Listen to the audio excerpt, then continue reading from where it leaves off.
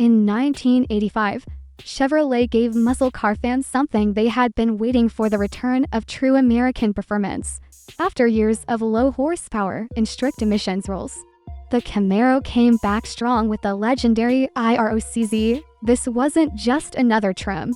It was a racing-inspired machine, named after the International Race of Champions. With its aggressive styling, track-tuned suspension, and the powerful 5.0L tuned-port injection V8, the IROC-Z proved the Camaro could dominate the streets and the tracks once again. Its low stance, bold decals, and alloy wheels made it a head-turner, while its sharp handling impressed car reviewers across America. It became an icon of the 1980s, a poster car for a generation, and a legend that still excites collectors today. The IROC-Z wasn't just a car, it was the rebirth of muscle. 1985 wasn't just another year in Camaro history. It was the year when Chevrolet decided to take the Camaro's performance image to the next level. Muscle car lovers still remember this year because of one iconic name, the IROC-Z.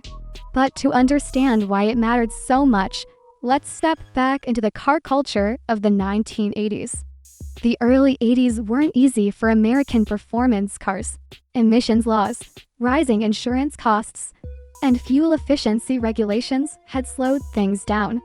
Cars like the Camaro were losing horsepower, and many believed the muscle car era was gone forever. But Chevy had different plans. They knew the Camaro's spirit wasn't dead, it just needed a bold comeback. So in 1985, Chevrolet launched the IROC-Z Camaro, named after the famous International Race of Champions racing series. This was not just marketing hype. It was a statement that Camaro was back in the game. The IROC-Z was based on the Z28, but came with upgrades that made it feel like a real track machine. It introduced a special suspension package that included lower ride height, gas shocks, and larger sway bars. Handling was sharper, tighter, and more precise than any Camaro before. Drivers who pushed it around corners felt the difference instantly. It was built to race. Under the hood, the IROC-Z offered the legendary 5.0L tuned-port injection TPI V8, producing 215 horsepower. For 1985, that was a big deal. Remember, most muscle cars of the late 70s barely cracked 150 horsepower. This engine brought excitement back, giving Camaro fans hope that true American performance was alive again visually. The IROC-Z stood out with its ground effects, unique decals, and 16-inch alloy wheels. When it rolled down the street, you knew it wasn't just another Camaro. It had attitude, it had presence, and it had the DNA of a racing car.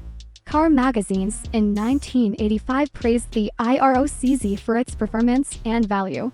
It wasn't just fast in a straight line, it handled corners like a European sports car well, keeping the raw American V8 growl.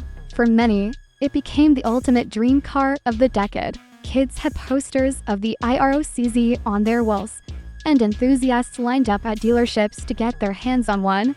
Beyond the IROC-Z, the 1985 Camaro lineup still included the base model, Berliner, and Z28. But the spotlight belonged to this new performance hero. The Berliner continued as a luxury-oriented trim, offering digital dashes and plush interiors. But enthusiasts were focused on the IROC. The cultural impact was huge. The IROC-Z quickly became a star in music videos, street racing culture, and car clubs. It represented the perfect balance between affordable performance and everyday driving fun. To this day, many Camaro fans consider the IROC-Z one of the most important models in the car's history. By introducing the IROC-Z, Chevy had officially declared that Camaro wasn't just surviving the 1980s, it was leading the way. The legend had returned, stronger than ever.